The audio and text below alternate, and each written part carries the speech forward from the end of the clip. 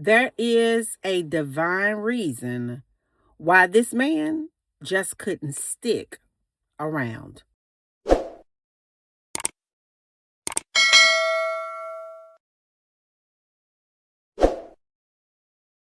And what has happened in our little physical world down here, roles have been reversed. So you have men talking about, well, what kind of degree you got? How much money you making? Do you make six figures? They ask you all these kinds of questions as if you're interviewing for a job. And I want women to understand that you don't have to really prove yourself in that regard to a man.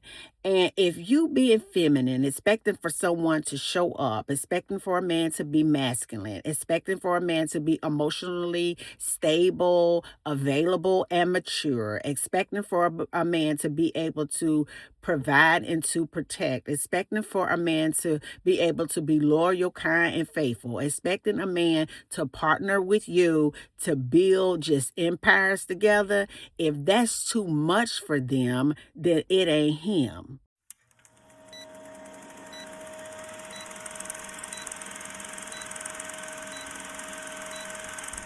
When relationships fail, we really sit down and kind of scan through the occurrences within the body of a relationship. We began to try to figure out, what did I do?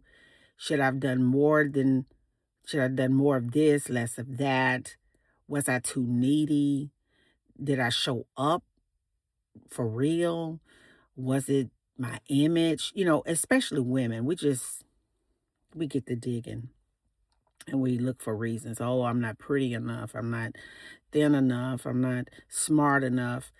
It's almost like we have to present a resume to a man and prove that we're worthy to be chosen. And I'm here in this fearless, extraordinary woman community to shift the mindset of women so that you can awaken to who you are for real. Because we don't beg, we don't chase, and we don't prove. That's very masculine. See, I want you to know what the main problem is. Why certain men don't like you, or they're not into you, or they don't feel you. And it's mainly because you're just too feminine for them. Can I say it again? It's not your weight. It's not your ethnicity. It's not the texture of your hair. It's not your degrees. It's not any of that. The reason why some men just don't feel you is because you're far too spiritually wise and spiritually feminine. Period. See, a feminine spirit, a feminine woman, she is a receptor. That means that she's able to sit back, chill, and receive. Even the way that God put us together, a woman is a receiver, a man is he projects. And what has happened in our little physical world down here, roles have been reversed. So you have men talking about, well, what kind of degree you got? How much money you making? Do you make six figures? They ask you all these kinds of questions as if you're interviewing for a job.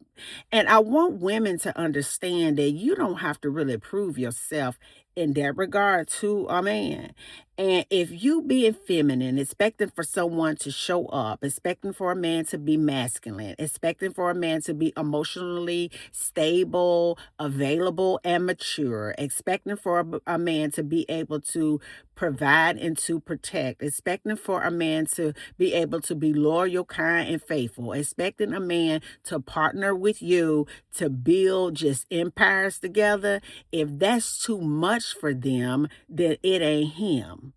A lot of times what we do is we find ourselves, especially if we're not healed, running in behind, chasing in behind a man that's not worthy of our time. And it's funny because the devil will take somebody that should have never gotten through a phone call with you, and he will try his best to get you spiritually soul tied in a sexual relationship with this man as quickly as possible, because of what it does. It kind of soul ties you to a demon that wasn't even worth your time in the very beginning. So therefore you switch, you destiny switch with a man. You become masculine, he becomes feminine, and he expects for you to chase him. He expects for you to call him. He expects for you to provide for him. He expects for you to protect him. He expects for you to pray over him. He expects for you to cook for him. He expects for you to clean for him, and he ain't even wifed you first. And then if you marry a man that you are chasing, that you are running behind, that you are providing and doing all these things, and he's laying back and with his feet propped up in a feminine energy, you will despise that man, because it never was God's will for you to ever be masculine or in the frame of masculinity in a relationship. I remember growing up as a child, and I remember my grandparents telling me, honey, two grown women can't live under the same roof.